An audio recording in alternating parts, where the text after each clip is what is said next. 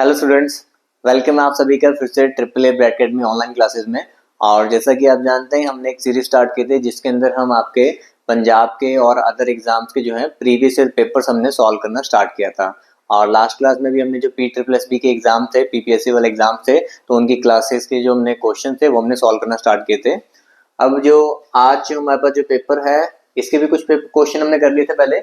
PPPG PUC health paper वाला हमारे पास questions हैं जो हमने सॉल्व करने हैं। ठीक है, चलिए देखें। डीआई के देखो क्वेश्चंस ना एग्जाम के अंदर क्या होता है ना, एक या दो क्वेश्चन आपके डीआई के पार्ट से आपके आ ही जाते हैं। ठीक है, और क्वेश्चन जो है बहुत आसान ही होते हैं, मुश्किल क्वेश्चन नहीं होते हैं। तो डीआई का क्वेश्चन तो आप ये मान के चलो कि अगर डीआई का क्वेश्चन आया है तो वो आपके लिए फ्री का क्वेश्चन है। ठीक है, तो फ्री के नंबर आपको वहां पर मिलने वाले हैं। क्या क्वेश्चन है देखो हमारे पास। सबसे पहले डीआई में आपको करना क्या होता है भी, थोड़ा चार्ट को थोड़ा आराम से एनालाइज कर लिया करो। आपको एक पाई चार्ट आपको दे रखे हैं। Following pie chart show the percentage of users of a particular app. एक पर्टिकुलर ऐप को कितने लोग यूज करते हैं उसकी परसेंटेज की आपकी वैल्यू बता रखी है। अदर्स 55%, कर्नाटका इतने, महाराष्ट्र इतने, बिहार इतने, यूपी इतना। Figure depicting the user percentage from different states of particular. और ये नीचे वाला विजिबल है तेरा टोटल ऑफ 25 लाख यूजर्स। ये मैं देख लेता हूँ एक बारी कि 25 लाख जो है आपको दिखाई दे रहा है कि नहीं दिखाई दे रहा। यस, 25 लाख जो है वो विजिबल है, दिखाई दे रहा है। ठीक है, हमें बताना कि how many total users are there from UP, Bihar and Maharashtra. और मेरे क्वेश्चन करवाने से पहले ना, पहले खुद से वीडियो को पॉज करके खुद से सॉल्व करके देख लिया करो कि आपका आंसर क्या आना है। हर क्वेश्चन में आपने ऐसे ही करना है, पहले आपने वीडियो को पॉज करना है, अपना आंसर निकालना है, उसके बाद चेक करना है। ठीक है, टोटल हमारे पास थे 25 लाख यूजर्स। टोटल हमारे पास 25 लाख यूजर्स हैं, उसमें से हमें चाहिए यूपी, बिहार और महाराष्ट्र के मिला के। यूपी 35%, महाराष्ट्र 15%, 35 और 15 50 हो गया, बिहार 30%, कितना हो गया 80%। तो 25 का 80% आप लोगों ने निकालना है। 25 से काटा, 25 चौके 100, 4 से काटो कितना आ जाएगा 20 लाख। तो 20 लाख यूजर्स। ठीक है, तो फ्री का आंसर था कि नहीं। ठीक है, तो फ्री का नंबर आपको ये मिल रहा है। ठीक है, कि टोटल हमारे पास 25 लाख यूजर थे, उसमें से यूपी, बिहार और महाराष्ट्र के मिलाकर आपको बताने थे। तो ऐसा नहीं करना कि हर एक की अलग अलग परसेंटेज निकाले जाओ। ठीक है, कुछ बच्चे क्या करते हैं यूपी का अलग निकाल रहे हैं, बिहार का अलग निकाल रहे हैं। अरे भी सारे के सारे 25 लाख के ऊपर तो डिपेंड कर रहा है, तो हमने सीधा कंबाइन कर लिया। यूपी, महाराष्ट्र 50, बिहार 30, तो टोटल कितना हो गया 80%। 25 लाख का 80% निकाले कितना हो गया 20 लाख। ठीक है, चलिए नेक्स्ट क्वेश्चन बनाओ। इसी के ऊपर है, हाँ जी बिल्कुल इसी के ऊपर है। ये सेंट्रल एंगल वाला क्वेश्चन काफी बार आ जाता है कि एग्जाम में जब भी पाई चार्ट वाला क्वेश्चन डालते हैं तो सेंट्रल एंगल वाला क्वेश्चन वो डाल देता होता है। ठीक है, और क्लास में भी जब भी हम पढ़ाते हैं तो मैं बच्चों को ये सेंट्रल एंगल वाला क्वेश्चन करवाता हूँ और मैं बोलता हूँ कि एग्जाम के अंदर पाई चार्ट में ये सेंट्रल एंगल निकालने का क्वेश्चन वो पूछ लेते हैं। ठीक है, तो आपको बस कंसेप्ट पता होना चाहिए कि इसको कैसे सॉल्व किया जाता है, तो हमारे लिए बिल्कुल आसान है। देखिए, central angle for Karnataka app users. ठीक है, ये जो है ना, ये जैसे कर्नाटका वाली एप्लीकेशन है ये आपकी, है ना, ये वाला जो एंगल है ये थीटा, ये आपसे पूछा गया है। ठीक है, परसेंटेज के फॉर्म में ये जो टोटल परसेंट है ना, ये कितना परसेंट है 100% है। और डिग्री के फॉर्म में एक सर्कल में जो डिग्री होती है वो कितनी होती है 360 डिग्री होती है। तो जो 100% है, 100% जो है वैल्यू वो 360 डिग्री को रिप्रेजेंट कर रहा है। परसेंटेज की फॉर्म में जो पाई चार्ट है वो 100% है, डिग्री की फॉर्म में जो टोटल डिग्री है वो 360 डिग्री है। तो 100% हमारा 360 डिग्री को रिप्रेजेंट कर रहा है। आपको कर्नाटका का 15% निकालना है। अच्छा, 1% की वैल्यू कितनी होगी 360 डिवाइड बाय 100, और हमें चाहिए 15% की वैल्यू, तो मल्टीप्लाई बाय 15। पहले एक जीरो काट दो, 5 से काट दो 2, 5 से काट दो 3, 2 से काट दोगे 18 आ जाएगा, 18 3 जा कितना होता है 54। तो 54 डिग्री हमारा आंसर। तो सेंट्रल एंगल वाली बात आपने हमेशा याद रखनी है कि परसेंटेज की फॉर्म में सर्कल में टोटल आपका 100% है, डिग्री की फॉर्म में कितना है 360 डिग्री है। तो 100% जो है वो 360 डिग्री को रिप्रेजेंट कर रहा है। तो 1% 360 बाय 100 को, और कर्नाटका में परसेंटेज कितनी है 15%, तो 15% कितने डिग्री एंगल को रिप्रेजेंट करेगा 54 डिग्री। ठीक है जी, क्लियर। चलिए आगे बढ़े। Find the right solution to. अब देखो ये तो बिल्कुल ही आसान ही क्वेश्चन है। क्वेश्चन में लिख देता हूँ 21 इंटू 3 इंटू 7, और यहाँ पर एक ब्रैकेट आपको लगा रखी है इधर 42/21 लिखा हुआ है, ठीक है, प्लस 168/21 यहाँ पे लिखा हुआ है, और ये इसका सॉल्यूशन हमने बताना है, ठीक है। आप देखो इसी को, आप इसको एलसीएम लेके वगैरह कुछ ऐसे करके सॉल्व मत करने ले जाना। अगर ये ऊपर नीचे वैल्यू कटती है तो आप इनको कैंसिल कर सकते हो। आप इसको यहीं पे काटो, 21 2 ज़ा 42, ठीक है, 21 से काटोगे 21 8 ज़ा पे ये कट जा रहा है, तो 2 + 8 कितना हो गया, 10 हो गया, तो ये मल्टीप्लाई में आएगा 21 इंटू, आप देखो 7 3 ज़ा 21, और उधर मल्टीप्लाई में आपके पास कितना है, 10 है, 21 इंटू 21 441, और साथ में 0 तो 4410, ठीक है। आंसर कौन सा हो गया, ए ऑप्शन। समझ में आ गया पॉइंट, ठीक है, सिंपल सही था बिल्कुल। 42/21 कैंसिल कर सकते हो, 21 2 ज़ा 42, 168/21 कैंसिल कर दिया, 8 आ गया, 8 + 2 कितना हो गया, 10, तो 10 आपका इससे मल्टीप्लाई होना है। मैंने यहाँ पे देखा 7 सीधा 21 होता है, ताकि मैं 21 इंटू 21 सीधा 21 का स्क्वायर लिख सकूं, तो 21 का स्क्वायर 441, साथ में मल्टीप्लाई बाय 10 था, तो 4410, ठीक है। तो एग्जाम में ये बिल्कुल आसान क्वेश्चन होते हैं जो एक एक नंबर आपने फ्री के लेने हैं। अब देखो, अब ये हमारा अगला पेपर देखो स्टार्ट हो गया। ये जो आपके PSSB वाले, ये वाले जो थे ना, JEE वाले जो आते हैं, इनमें 2-2 4-4 क्वेश्चन ही आते हैं, उसमें ज्यादा क्वेश्चन नहीं आते, वो जो टेक्निकल वाले पेपर होते हैं 2-4 क्वेश्चन आते हैं। अब हमारा देखो जो नेक्स्ट जो पेपर स्टार्ट हो रहा है वो PSSB सीनियर असिस्टेंट वाला, और उसमें जो ये वाला क्वेश्चन था ना, वो बहुत सारे बच्चे नहीं बना पाए थे, ठीक है। चलिए, तो इसको हम सीखेंगे भी, हमने इस क्वेश्चन को हमने कैसे बनाना है। वो कह रहा है कि ना, class 30% student gave their names to participate in the NSS, 75% participate कर रहे हैं एनसीसी में, 3 स्टूडेंट हैं जो पार्टिसिपेट कर रहे हैं नीदर ऑफ दीज टू, किसी में पार्टिसिपेट नहीं कर रहे, और 6 स्टूडेंट दोनों में पार्टिसिपेट करना चाहते हैं। कुछ इंफॉर्मेशन परसेंटेज में है और कुछ इंफॉर्मेशन आपको वैल्यू की फॉर्म में दे रखी है, ठीक है। देखिए यहाँ पे ये बनाया हमने सर्कल, सबसे पहले कौन है, एनएसएस का, ठीक है, सर्कल बनाया एनएसएस का, और आपको जो परसेंटेज बता रखी है वो कितनी है, 30% है, ठीक है। ये हमने बनाया दूसरा सर्कल एनसीसी का, और यहाँ पे जो आपको परसेंटेज बता रखी है वो कितनी है, 75% है। 3 student participate neither of these two, ठीक है, मतलब इन गोलों में है ही नहीं, वो इन गोलों में एडजस्ट नहीं करते हैं, इन गोलों से बाहर लिख लो यहाँ पे, ठीक है। यहाँ पर लिख लेते हैं 3 स्टूडेंट जो हैं, जो ना एनएसएस में पार्टिसिपेट करते हैं, जो ना एनसीसी में पार्टिसिपेट करते हैं, वो 3 स्टूडेंट वो अलग हो गए। 6 स्टूडेंट ऐसे हैं जो दोनों में पार्टिसिपेट करते हैं, 6 स्टूडेंट ऐसे हैं जो दोनों में पार्टिसिपेट करते हैं। देखो, आपके पास जो टोटल नंबर ऑफ स्टूडेंट्स हैं किसी क्लास में, वो कैसे बनेंगे, ठीक है।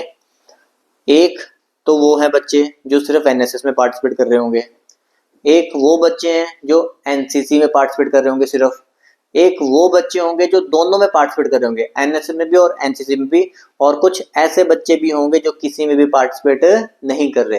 तो टोटल क्लास में 4 तरीके के बच्चे हो सकते हैं, ठीक है।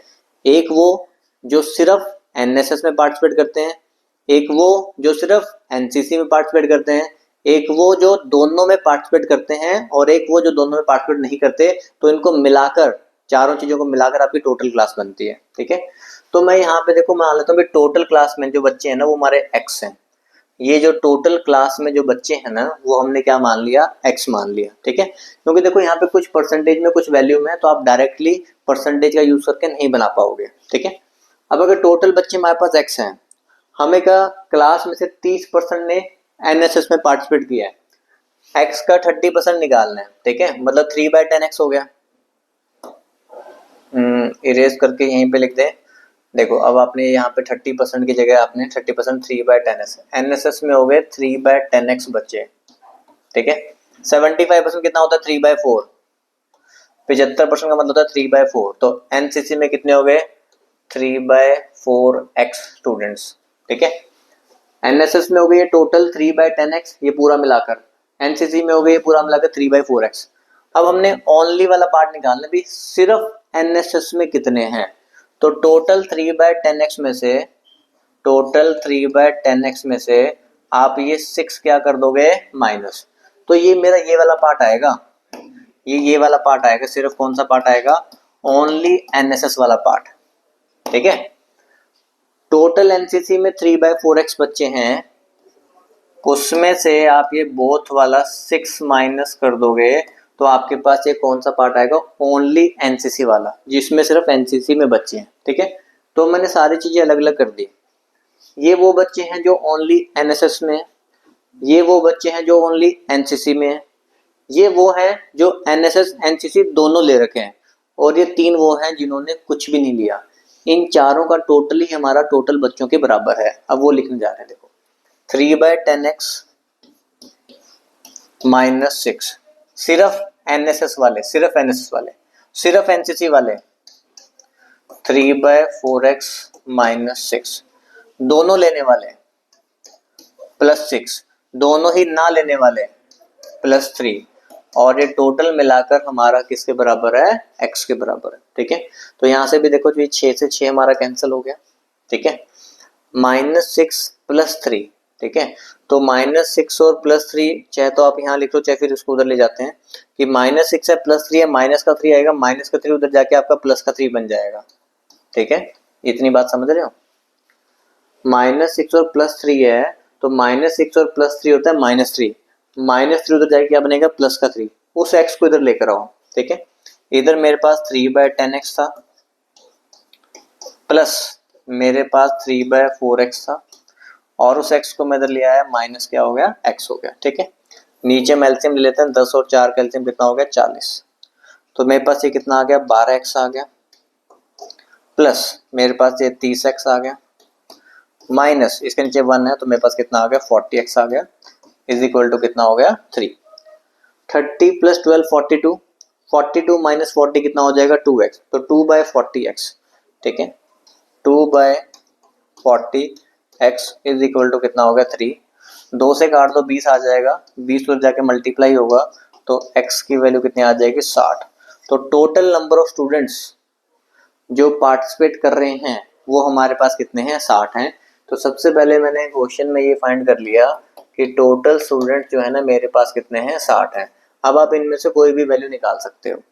ठीक है, अब हम क्या कर सकते हैं, इनमें से कोई भी वैल्यू फाइंड कर सकते हैं, क्योंकि अगर आपके पास एक बार x की वैल्यू आ गई तो आपको एनएसएस के बच्चे भी पता है, एनसीसी पता है, ओनली एनएसएस ओनली एनसीसी सारे बच्चे आपको पता है। ठीक है, दोबारा समझा दो एक बारी, क्योंकि यही इंपॉर्टेंट है, बाद में क्वेश्चन निकालने में तो कोई दिक्कत नहीं आएगी। ठीक है, चलो सुनो ध्यान से। देखो सबसे पहले आपको ये समझना जरूरी है कि इसमें ना आपके पास 4 चीजें होंगी। एक वो बच्चे होंगे जो सिर्फ एनएसएस में है, एक वो बच्चे होंगे जो सिर्फ एनसीसी में है, एक वो पार्ट होगा जो दोनों ने ले रखे हैं, एक वो पार्ट होगा जो दोनों में ही नहीं है। ठीक है, हमें बताया गया था कि 30% जो है ना उन्होंने पार्टिसिपेट किया है एनएसएस में, 30% होता है 3/10। मैंने यहाँ पे टोटल स्टूडेंट्स मान लिए हैं xn, टोटल स्टूडेंट x माने, तो 3/10x एनएसएस हो गया। 75% पार्टिसिपेट करते हैं एनसीसी में, तो 75% 3/4, तो 3/4 ऑफ टोटल 3/4x हो गया। ये तो पूरे पूरे सर्कल की वैल्यू है।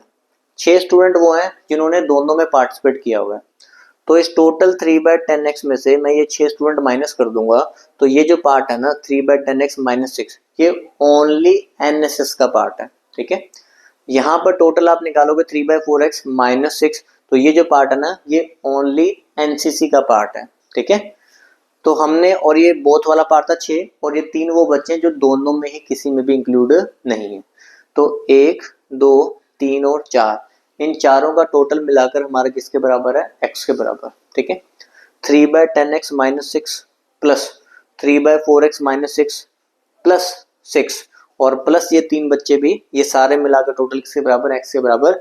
तो यहाँ से हमने x की वैल्यू मैंने सॉल्व करना आपको सिखा दी, कितनी आ जाएगी, 60। तो 60 बच्चे हमारे पास टोटल है। अब हम क्वेश्चन में देख लेते हैं हमसे क्या पूछा है। पहला सवाल, what percentage students want to participate only in the NSS, कितने हमारे पास बच्चे हैं जो सिर्फ एनएसएस में पार्टिसिपेट करना चाहते हैं। ठीक है, पीछे कोई क्वेश्चन तो नहीं था, या आगे देखते हैं एक बार। अच्छा, पहला क्वेश्चन तो हमारा यही था ना, how many students are there in the class, कितने टोटल क्लास में बच्चे हैं, तो वो तो आप निकाल चुके हो कि टोटल क्लास के अंदर कितने बच्चे हैं, 60 बच्चे हैं। तो पहला क्वेश्चन तो हमारा आ चुका है, ऑप्शन थे 100 60 120 और 80, तो पहला आंसर हमारा आ चुका है 60 है। ठीक है, पहला क्वेश्चन तो ये था।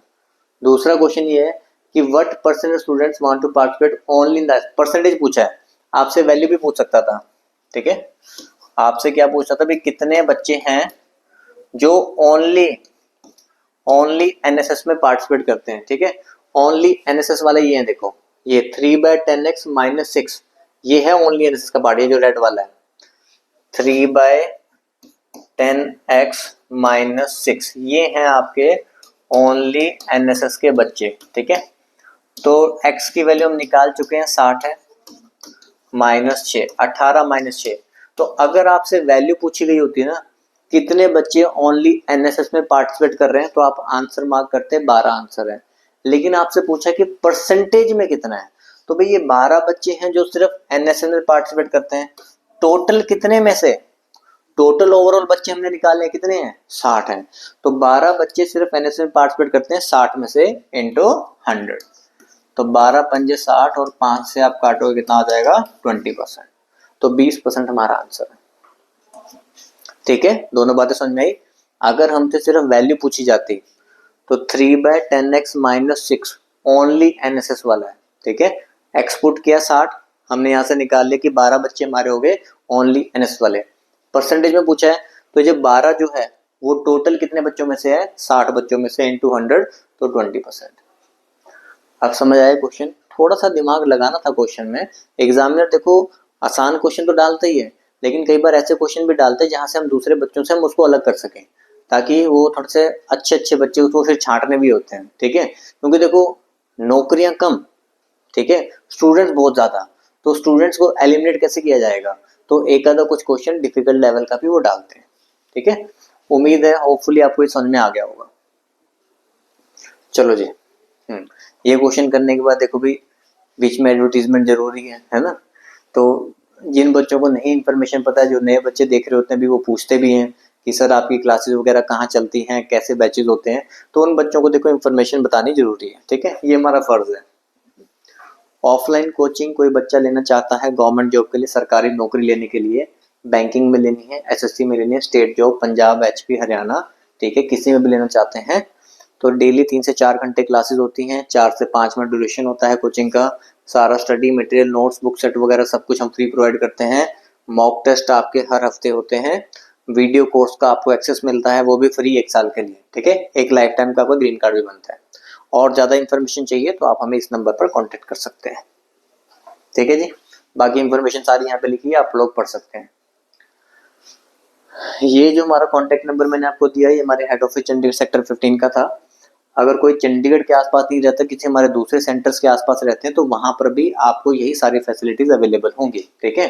जो चंडीगढ़ में जाना चाहते हैं वो इधर जाएंगे, जो मोहाली जाना चाहते हैं यहाँ पर पटियाला वाले, लुधियाना, संगरूर, जालंधर और गुरदासपुर, ठीक है।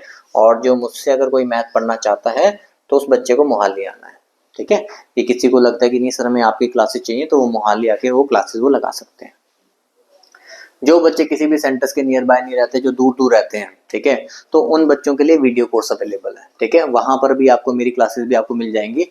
अगर सिर्फ किसी को क्वांट का बैच चाहिए होगा, ठीक है, अगर ओनली क्वांट का बैच चाहिए तो आपने क्वांट सर्च करना है वहां पे। उसमें भी मैं आपको एक कोड बता देता हूँ, अमित 500, अमित 500 कोड लगा के आप 500 रुपए का डिस्काउंट भी ले सकते हो क्वांट के बैच के लिए सिर्फ, ठीक है। बाकी जो फुल एप्लीकेशन का बैच लेना चाहते हैं, ठीक है, तो वीडियो कोर्स आपका अवेलेबल है हर एग्जाम के लिए, फुल सिलेबस कवर होगा उसमें, 500 प्लस वीडियोस हैं, पीडीएफ नोट्स आपको फ्री मिलेंगे, डेमो वीडियोस आप देख सकते हो, क्विज और मॉक टेस्ट आपको अवेलेबल होंगे, और can watch any number of time, कितने नंबर बार भी आप देखो, साल की पूरी वैलिडिटी मिलेगी। ले ऐप के लिंक हम वीडियो डिस्क्रिप्शन में हम डाल देंगे, ठीक है। फर्दर इंक्वायरीज करनी है तो इस नंबर पे कांटेक्ट भी कर सकते हैं, ठीक है जी। चलिए तो वापस हम आ गए अपने क्वेश्चन पे, ठीक है। P++B सीनियर असिस्टेंट वाले क्वेश्चंस बनाइए। आसान क्वेश्चन था ये भी, लेकिन अब वही कि बच्चे को पढ़ के समझ में आना चाहिए क्वेश्चन में पूछा क्या गया है, ठीक है। एचसीएफ एलसीएम चैप्टर में ये बच्चों को क्वेश्चन हम बहुत टाइम से हम कराते आ रहे हैं, ठीक है। और फिर जब एग्जाम में आया तो अच्छा लगता है कि हाँ भी इस तरीके का क्वेश्चन हम करवाते हैं और एग्जाम के अंदर भी वो पूछा जाता है, ठीक है। गार्डन में 180 एप्पल ट्री है, एप्पल ट्री कितने 180, मैंगो ट्री कितने 216, बनाना ट्री कितने 324, ठीक है। दे आर अरेंज इन रोज, मुझे रोज में लगाने इनको, ठीक है, लाइन में लगाना सबको, in such a manner that each row has the same number of tree, हर रो में ना सेम नंबर ऑफ ट्री होने चाहिए। And of the same variety, उसी वैरायटी की भी होनी चाहिए, मतलब जिसमें आप एप्पल लगा रहे हो तो उसमें एप्पल ही लगाना है, तो उसमें बनाना बीच में नहीं लगा देना, ठीक है। एक तो बराबर बराबर होने चाहिए और सेम ही वैरायटी की होनी चाहिए, ठीक है। Find the minimum value of n. अब मिनिमम वैल्यू को देख के ना कुछ बच्चे यहाँ एलसीएम निकालने लग जाते हैं, ठीक है। एन क्या है, हमारा नंबर ऑफ रोज है, ठीक है। तो यहाँ पे हमने एलसीएम नहीं निकालना। देखो कम से कम अगर मुझे रोज बनानी है तो रोज में मुझे प्लांट्स ज्यादा से ज्यादा लगाने पड़ेंगे ताकि रो कम से कम बने। तो प्लांट्स अगर ज्यादा से ज्यादा लगाने तो प्लांट्स का निकालना है हाईएस्ट कॉमन फैक्टर, मतलब वो सबसे बड़ी वैल्यू जो इन तीनों को डिवाइड कर दे ताकि हर रो में बराबर बराबर आने चाहिए, ठीक है। तो 180, 216, 324 हाईएस्ट कॉमन फैक्टर वो नंबर होता है जो तीनों को, सबसे बड़ा नंबर जो तीनों को डिवाइड करेगा, और वो हम निकाल लेते हैं इनका सबसे लोवेस्ट डिफरेंस लेके। आपने देखना तो भाई नंबर्स में सबसे स्मॉलेस्ट डिफरेंस कितना बन रहा है, स्मॉलेस्ट डिफरेंस 180 216 का स्मॉलर डिफरेंस कितना बन रहा है आपका 36, ठीक है। तो स्मॉलर डिफरेंस हमारे पास 36 बन रहा है, या तो जो स्मॉलेस्ट डिफरेंस है वही आपका हाईएस्ट कॉमन फैक्टर होता है, या फिर उसी के कोई ना कोई फर्दर फैक्टर होंगे, उसके अलावा कोई नहीं होता। तो सबसे पहले तो आपने नंबर्स के बीच में स्मॉलेस्ट डिफरेंस लेना है और उसी डिफरेंस से आप चेक करते हो कि ये सबको डिवाइड कर रहा है कि नहीं कर रहा, ठीक है। 36 180 को डिवाइड करता है, 36 इंटू 6 216 होता है, 36 इंटू 9 324 होता है, तो ये सबको डिवाइड कर रहा है। तो मेरा हाईएस्ट कॉमन फैक्टर जो है वो कितना बन गया 36, ठीक है। इसका मतलब है कि हर रो में, ठीक है, ये जो हाईएस्ट फैक्टर 36 निकाला ना, इसका मतलब रो है कि एक रो में आप मैक्सिमम कितने प्लांट लगा सकते हो, ये मतलब है उसका, ठीक है। मतलब जैसे एप्पल की रो बनानी है तो एक एप्पल की रो में आपने कितने लगाने हैं, 36 लगाने हैं, ठीक है। आपके पास एप्पल के ट्री कितने हैं 180, आपने 36 की एक रो बना दी, 36 की एक और रो, 36 की एक और रो एप्पल की, 36 की एक और रो, और 36 की एक और रो, 180 हो गए। तो 180 एप्पल के ट्री अगर लगाने तो 1 2 3 4 5 रो बनी है, ठीक है। तो हम इसको सीधा ऐसे निकाल सकते हैं 180 डिवाइड बाय 36, इसके लिए आपकी 5 रो बनेंगी, ठीक है। 216 मैंगो ट्री है, 216 डिवाइड बाय 36, इसके लिए आपकी 6 बनेंगी। 324 है, 324 डिवाइड बाय 36, इसके लिए आपकी 9 बनेगी। तो 9 6 15 और 5 20, तो टोटल 20 रोज बनेंगी। तो 20 हमारा आंसर। हाँ जी, बताइए समझ में आया, क्लियर हुआ?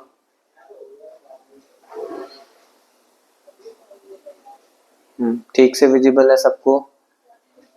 ओके, सही यार।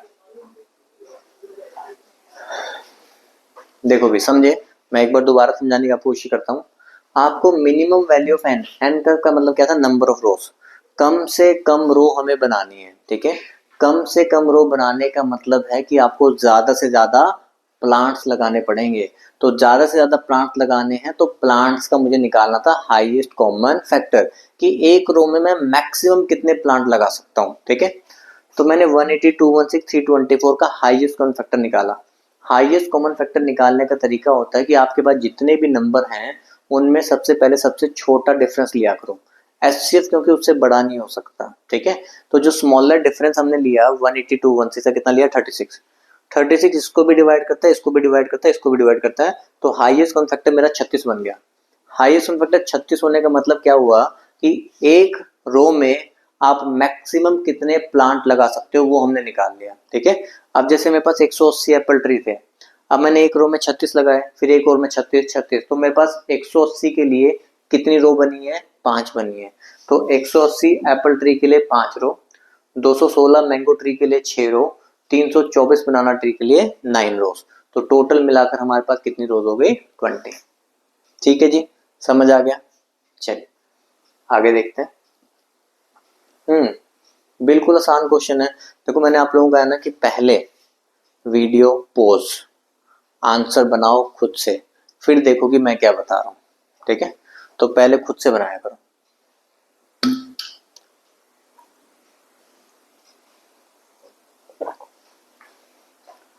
A man travel a total distance of 1800 kilometre by plane train and bus. 1800 kilometre total हमने प्लेन से, ट्रेन से और बस से ट्रेवल किया है। He travel 1/3 of the whole trip by plane. 1800 kilometre का 1/3 कह रहा है वो, मतलब 600 किलोमीटर ये तो प्लेन से ही उड़ लिया वो, ठीक है।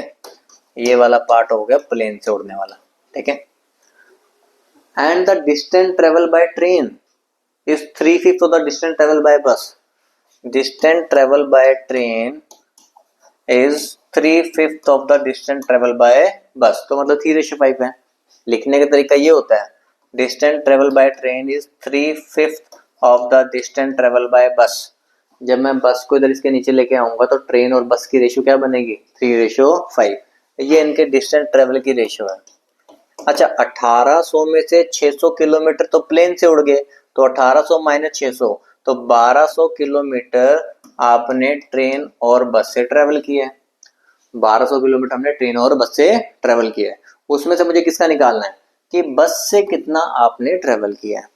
तो हमने कहा भी 3 + 5 8, 8 रेशियो की वैल्यू 1200 किलोमीटर।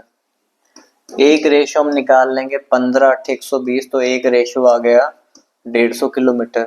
हमें चाहिए बाय बस, बस से 5 रेशियो, 15 पंजे 75, तो कितना हो गया 750 किलोमीटर हमने बस से ट्रेवल किया। तो ये भी हमारा फ्री का ही नंबर था, ठीक है। बस एक सिंपल सी रेशियो वाली बात आपने समझनी थी। टोटल 1800 किलोमीटर, उसका 1/3 हुआ 600 किलोमीटर जो आपने प्लेन से ट्रेवल किया, ठीक है। 1800 में से 600 निकाल दो, बाकी 1200 किलोमीटर ट्रेन और बस से। तो ट्रेन और बस से कितना कितना ट्रेवल किया उसके लिए रिलेशन दे रखा था कि ट्रेन से जो ट्रेवल है, distance travel by train is 3/5 of the distance travel by bus. Distance travel by train is 3/5 of distance travel by bus. Bus को इधर ले आओ तो ट्रेन और बस की रेशियो क्या है 3:5। 5 और 3 8, 8 रेशियो 1200 किलोमीटर, एक रेशियो 150, तो 5 रेशियो हम निकाल लेंगे 750 किलोमीटर, ठीक है जी। चलिए नेक्स्ट क्वेश्चन, परसेंटेज चैप्टर का क्वेश्चन, ठीक है। सिंपल क्वेश्चन, ऐसे क्वेश्चन क्लासेस में बहुत कराए जाते हैं, कहीं भी आप लोग पढ़े हो, ठीक है। आप लोगों को ऐसे क्वेश्चन एग्जाम क्लासेस में करवाए जाते हैं, ठीक है। हम भी करवाते हैं, तो बाकी सभी बच्चों ने मतलब ये क्वेश्चन एग्जाम में बना भी लिया होगा। If A and B are positive numbers, A और बी दो पॉजिटिव नंबर हैं, सेटिस्फाइंग क्या सेटिस्फाई करते हैं कि 30% of A, 30% of A is equal to 40% of B. 30% of A is equal to 40% of B. 0% का साइन, 0% का साइन उड़ा दो। बी को इधर ले आओ, बी को इधर ले आए, ए के सामने 4 रहेगा, 3 जाएगा नीचे, तो ए 4 है और बी कितना है 3 है, ठीक है। तो हमने ए और बी का रिलेशन यहाँ से निकाल लिया। हमसे पूछा क्या है, देन बाय व्हाट परसेंटेज ए मोर और लेस देन बी। ए जो है बी से परसेंटेज में कितना कम या फिर ज्यादा है। ए की परसेंटेज बतानी है बी के रिस्पेक्ट में कितना कम ज्यादा है, ठीक है। ए की वैल्यू 4 है, बी की वैल्यू कितनी है 3 है, तो ए जो है ना उससे कितना ज्यादा है, 1 ज्यादा है। ए जो है बी से कितना ज्यादा है, 1 ज्यादा है। परसेंटेज बी के रिस्पेक्ट में पूछी है, तो 1/3 इंटू 100, तो 33 1/3%, ठीक है। ये हम देखो बच्चों को कहीं ना बच्चे कंफ्यूज रहते हैं कि ऊपर 4 रखना था, नीचे 4 रखना था कि 3 रखना था, ठीक है, तो वो कंफ्यूज हो जाता है। तो हमने ये बताया हुआ है कि ऑफ और देन के बाद वाला जो वेरिएबल होता है, ऑफ और देन के बाद वाला जो वेरिएबल होता है ना, उसको कहाँ लिखना होता है, नीचे लिखना होता है, ठीक है। कि a is what percent of b, b is what percent of a is what percent less than b, b is what percent more than a, ठीक है। तो ये जो सारे स्टेटमेंट्स हैं, तो देन और ऑफ के बाद वाला वेरिएबल कहाँ आता है, नीचे आता है। तो a is what percent more than b था यहाँ पे, ठीक है। तो a जो है b से कितना ज्यादा है 1, परसेंटेज b के रिस्पेक्ट में डिवाइड बाय 3 इंटू 100, 33 1/3% मोर। ये भी ध्यान रखना कि मोर और लेस में कहीं गलत मत लगा देना कि a जो है b से 33 1/3% ज्यादा है, ठीक है जी। पढ़ो और बनाओ। ऐसा क्वेश्चन एलिगेशन चैप्टर में भी कराते हैं, और फिर उसके बाद जब प्रॉफिट एंड लॉस दोबारा से आता है तो दोबारा वहां पे भी कराते हैं।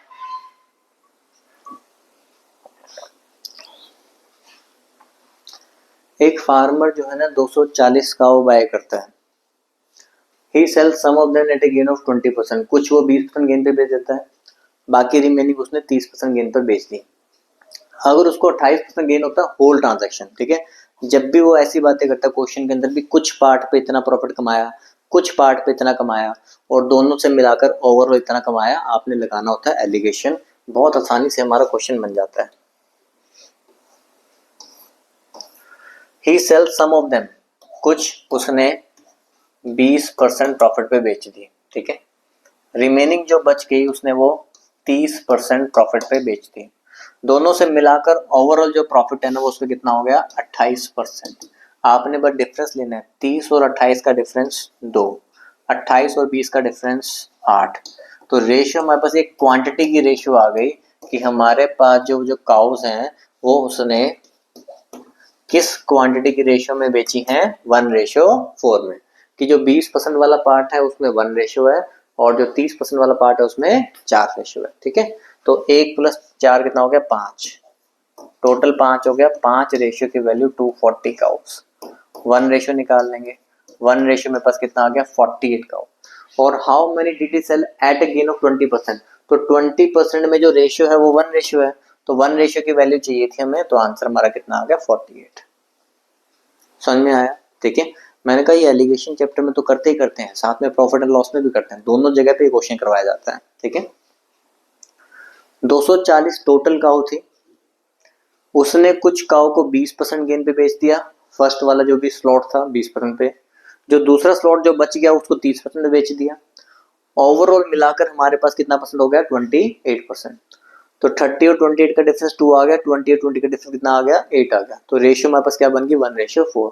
तो काउ की हमारी क्वांटिटी की रेशियो कितनी आ गई, 1:4 आ गई कि फर्स्ट स्लॉट और सेकंड स्लॉट में कितना आ रहा है। तो टोटल 1 + 4 मिलाकर 5 हो गया। तो 5 रेशियो की वैल्यू हमारे पास कितनी थी, 240 काउस। तो 1 रेशियो में निकाल दिया, पहले वाले 20% वाला पूछा गया था, तो 1 रेशियो कितना हो गया, 48। क्लियर, ठीक है, चलिए आगे बढ़ो। मैंने कहा ना वीडियो पॉज कर लो, क्वेश्चन खुद से बनाओ, फिर उसके बाद आंसर मैच करना है, ठीक है। 2-4 सेकंड लगा लिया करो, अपना भी दिमाग लगाना है। ऊपर वाली बातें जरूर पढ़ा करो, क्वेश्चन में क्या लिखा हुआ है। रीड द इंफॉर्मेशन केयरफुली, ध्यान से पढ़ेंगे बिल्कुल हम। And answer the question that follows. In which of the countries, ये कंट्री दे रखी है आपको 5, किस कंट्री में हुआ था production by car increase by less than 5% in 2008 over last year. मतलब किसकी प्रोडक्शन अब 5% से भी कम हो रही है, ठीक है। हमें ये बताना है किसकी प्रोडक्शन 5% से भी कम हो रही है। तो आप वैल्यू का 2007 वाली वैल्यूज का 5% निकाल कर उसमें ऐड करके देख लोगे कि वो जो है ना उससे कम हो रहा है कि ज्यादा हो रहा है। हमें वो वाला साल ढूंढना है जहाँ पे 5% से भी कम है। देखो यहाँ पे इंडिया में 2007 में कितना हो रहा है, 700 हो रहा है, ठीक है। इंडिया में 2007 में कितना है, 700 है। 700 का 5% आप निकालोगे, ठीक है। 700 का 5% लिखने की जरूरत नहीं है वैसे ये, पर फिर भी एक एग्जांपल तो लिख के बताता हूँ ना। 7×5 = 35। तो 700 + 35 तो 735 हुआ। लेकिन 2008 में प्रोडक्शन कितनी है, 760 है। तो ये तो 5% से ज्यादा ही हुआ ना, ठीक है। पहले प्रोडक्शन होती थी 700, हमने चेक करना है भी 5% से आगे ज्यादा है कि कम है। हमें चाहिए कि कम होनी चाहिए। तो 700 का 5% तो 35 हुआ, तो 735 होना चाहिए, वो 760 है, तो मतलब 5 से ज्यादा है, तो इसको नहीं लेना। अगला आपके पास है यूएसए 900। 900 का 5% 45 होता है, तो 945 से ऊपर होनी चाहिए थी, लेकिन वो तो 945 से कम है। तो इसका मतलब आंसर कितना हो गया, यूएसए। बात समझ पा रहे हो। 900 का 5% निकालोगे कितना हुआ, 45। तो टोटल आपके पास बना 945। तो 945 से कम है ना, यही पूछा था।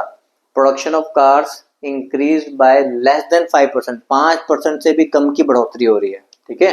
तो वो किस में है, कौन से उसमें है, यूएसए में। क्लियर, चलिए इतना सही क्वेश्चन था ये। हमें ये बताना था भी कौन सी कंट्री के अंदर जो प्रोडक्शन है वो अगले साल में 5% से भी कम है, तो वो किस में हो रही है, यूएसए में। बनाओ, ये भी सिंपल क्वेश्चन। देखो एक पूरा डाटा आपको पूरा दे रखा है, लेकिन कुछ में क्वेश्चन एक ही था।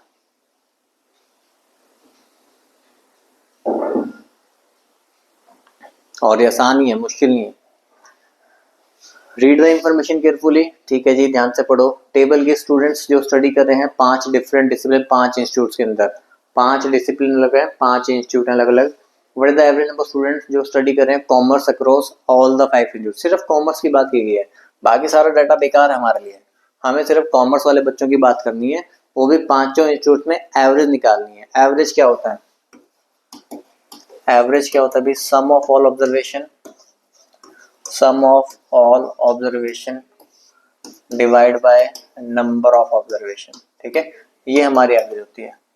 कॉमर्स का टोटल कर लो, 200, 300, 500, 800, 1200 और 300, 1500। पहले मैंने जो बड़े बड़े हैं ना वो ऐड कर लिए। 1500 ये हो गया, 1560, 1580, फिर उसके बाद 1640, 1660 प्लस 60 कितना हो गया? 1720। 1720 हो गया हमारा टोटल 5 का। 5 से 15, 5 चौके 20, 5 चौके 20, तो कितना आ गया? 344। ठीक है, समझ पाए?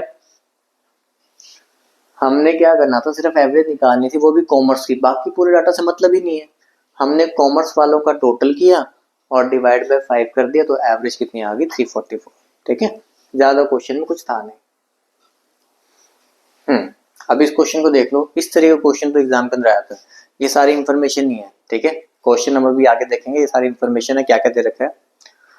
Go through data set given below and answer the question. Following bar chart show the break of employees working in various department. ठीक है, परसेंटेज ब्रेक ऑफ एम्प्लॉय जो वेरियस डिपार्टमेंट में काम कर रहे हैं। टेबल प्रोवाइड करता है रेशियो ऑफ मैन और वुमेन। ये टेबल मैन और वुमेन की रेशियो इन डिपार्टमेंट्स की। टोटल एम्प्लॉयज आपको 1800 मेंशन है, और मैं ये देख लेता हूँ ये वाली वैल्यू 17, 18 आपको दिख रहा है कि नहीं दिख रहा? 17, 18 भी थोड़ा थोड़ा आपको दिख ही रहा है। सही है ये भी। ओके, तो ये तो होगी हमारी इंफॉर्मेशन। ठीक है, कि हमारे पास ये दे रखा है, तो हम क्वेश्चन को पढ़ के आते हैं भी क्वेश्चन में क्या पूछा है। What is the number of man working in the marketing department. ठीक है, सबसे पहले आप देखो कौन सा डिपार्टमेंट? Marketing department. उसमें कौन चाहिए? मैन चाहिए। मार्केटिंग डिपार्टमेंट में चाहिए कौन? मैन। ठीक है, ओके। हमारे पास टोटल एम्प्लॉयज हैं 1800। आपको जाना है पहले मार्केटिंग डिपार्टमेंट में। आप यहाँ गए मार्केटिंग डिपार्टमेंट में, आपने देखा भी मार्केटिंग डिपार्टमेंट के जो एम्प्लॉयज हैं वो 18% है। 1800 का आप 18% लिखोगे तो इससे आपके पास मार्केटिंग डिपार्टमेंट के बंदे आ जाएंगे। उन मार्केटिंग डिपार्टमेंट के बंदों में से आपको चाहिए था मैन, तो मैन हमारे पास 7 हैं। टोटल कितने में से? 12 में से। 7 + 5 12, तो इंटू 7/12। 2 जीरो से 2 जीरो ये उड़ाओ, 6 दूनी 12, 6 × 18, 2 से ये काटो 9 आ गया। 9 × 27, 27 7 189, तो 189 हमारा आंसर होगा। क्या आप क्वेश्चन को समझ पाए? क्वेश्चन क्या था? ठीक है, देखो ये क्वेश्चन सिंपल ही आता है, बहुत मुश्किल नहीं देता वो। नंबर ऑफ मैन निकालने थे, मार्केटिंग डिपार्टमेंट में कितने मैन है वो निकालने। हमारे पास टोटल एम्प्लॉयज थे 1800, उसमें से मार्केटिंग में थे 18%। ठीक है, और उसमें से मैन चाहिए थे। मैन और वुमेन की रेशियो 7:5 है, तो मैन का जो हिस्सा है वो 7 है। टोटल कितने में से? 12 में से, तो इंटू 7/12। तो ये हमने कैंसिल किया तो हमारे पास 189 आ गया। देख लो ऑप्शन में है भी कि नहीं है। ठीक है, तो 189 हमारा आंसर। क्लियर? चलिए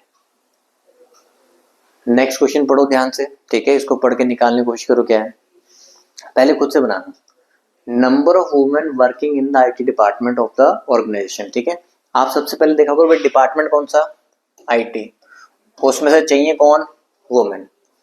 डिपार्टमेंट आईटी, चाहिए कौन? वुमेन। ठीक है, 1800 एम्प्लॉयज हैं टोटल। उसमें हम देखेंगे आईटी डिपार्टमेंट, देखा है उसमें है आईटी डिपार्टमेंट 23%। ठीक है, 1800 टोटल, उसमें से आईटी डिपार्टमेंट 23%, उसमें से चाहिए हमें वुमेन। ठीक है, आईटी डिपार्टमेंट में कहाँ गया? आईटी डिपार्टमेंट में चाहिए कौन? वुमेन। 5 और 4, तो वुमेन 4 है, 4/9। ठीक है, तो ये वो 4/9। टोटल पर्सन आईटी डिपार्टमेंट, उसमें से 4/9। वो कह रहा है ये जो वैल्यू है इसको सॉल्व मत करना, इसको बस लिखना है। वो कह रहा है ये जो वैल्यू है ना, अप्रोक्सीमेटली पूछा है, पूरा पूरा नहीं आएगा, अप्रोक्सीमेटली आएगा। Approximately what percent of the total number of employees in the organisation from all department together. सारे डिपार्टमेंट क्या एक साथ ही लेना है। ठीक है, total number of employees in the organisation from all department together, तो वो तो 1800 ही है ना, टोटल एम्प्लॉयज तो 1800 ही है। तो कह रहा है ये वाली वैल्यू टोटल इन एम्प्लॉयज का 1800 का कितना परसेंट है। ठीक है, तो आपको देखो ये 1800 एक 1800 कैंसिल होगा, एक आपका 100 से 100 कैंसिल हो गया, 23 4 92 होता है, 92 डिवाइड बाय 9, तो ये आपका 10.2 समथिंग कुछ आ रहा है। ठीक है, तो हमने क्या आंसर मार्क करना है, 10%। ठीक है जी, क्लियर हुआ।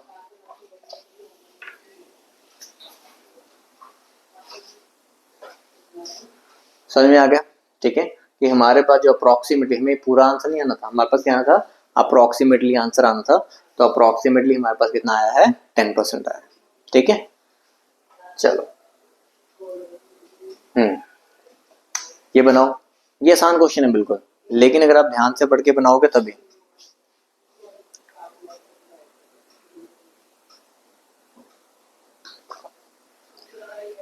What is the respective ratio of the, आपको सिर्फ रेशियो निकालनी है, देखो वैल्यू नहीं निकालनी। ठीक है, हमें सिर्फ क्या निकालनी है, रेशियो निकालनी है।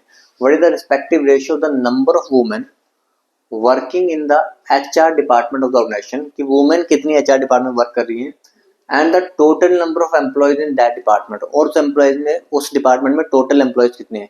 आपको रेशियो ही तो बतानी है, वैल्यू तो बतानी नहीं है। तो मैन वुमेन की तो रेशियो में पता ही है ना, हम एचआर डिपार्टमेंट में चलते हैं, एचआर डिपार्टमेंट से मैन वुमेन की रेशियो लिख के आते हैं, देखो। ठीक है, ये एचआर डिपार्टमेंट में मैन और वुमेन की रेशियो है 1:3। एचआर डिपार्टमेंट में, एचआर डिपार्टमेंट में मेन और वुमेन की रेशियो बताइए आपको कितनी, 1:3 है। हमसे पूछा क्या है कि वुमेन कितनी वर्क करती हैं, वो 3 है, उसकी रेशियो मुझे बतानी है टोटल एम्प्लॉयज के साथ, तो टोटल एम्प्लॉय 3 + 1 4 है, तो रेशियो कितनी हो गई, 3:4। यहाँ पर 1800 की जरूरत नहीं थी, हमसे सिर्फ रेशियो में पूछा गया था। अब अगर आपको पता है भी क्लास में बॉयज और गर्ल्स इस रेशियो में हैं, ठीक है, तो टोटल आपकी जितनी गर्ल्स हैं और टोटल बॉयज और गर्ल्स को मिलाकर वो हैं। ठीक है, तो ऐसी तो आपको पता है एचआर डिपार्टमेंट में मैन वुमेन की रेशियो 1:3 है, उसमें बताना है कि जो वुमेन है वो टोटल का, टोटल हमारे पास कितना है, 4 है। ठीक है, तो टोटल का कितना है, तो हमारे पास 3:4। ठीक है, क्लियर हो गया। चलिए, तो यहाँ पर हमारा ये सीनियर असिस्टेंट वाला भी पेपर खत्म हो जाता है। ठीक है, अगर इसमें कुछ और क्वेश्चन होंगे तो हम देख लेंगे। ठीक है, तो देखो अब एग्जाम की तैयारी में पहली बार कुछ समझा चुका हूँ कि बच्चे एग्जाम की तरह, एग्जाम तो बहुत सारे निकल रहे हैं। ठीक है, अभी बहुत सारे एग्जाम निकलते जा रहे हैं, तो आप लोग ना मतलब कि वेट ना करो कि जब कोई एग्जाम निकलेगा तो फिर उसके बाद हम तैयारी शुरू करेंगे। तैयारी आप लोग पहले से करके रखो, जब एग्जाम निकलता है तो उस टाइम तो सिर्फ मॉक टेस्ट वगैरह दिया करो, रिवीजन किया करो। मतलब 10 से 15 मॉक टेस्ट तो मिनिमम देने बहुत जरूरी है किसी भी एग्जाम को देने से पहले। ठीक है, तो ये मत वेट करो कि जब पटवारी की वैकेंसी आएंगी तो तब हम अप्लाई करेंगे, जब वैकेंसी उन्होंने निकाल दी ना, नोटिफाई कर दी, फिर 2 महीने में पेपर हो जाएगा। ठीक है, और तैयारी करने के लिए चाहिए 4 से 5 महीने, 4 से 5 महीने सिलेबस कवर करने में लगेंगे, रिवीजन भी करोगे, मॉक टेस्ट भी दोगे, तो 6 से 8 महीने का प्रोसेस होता है। ठीक है, तो इसलिए सिर्फ इंतजार मत करो, जो बच्चा ज्वाइन करना चाहता है वो जल्दी से ज्वाइन कर सकते हैं। ठीक है, सभी सेंटर्स के नंबर आपके पास हैं, तो आप इनमें ज्वाइन कर सकते हैं। चलिए, फिर अब आपको मिलते हैं नेक्स्ट वीडियो में। Okay, thank you.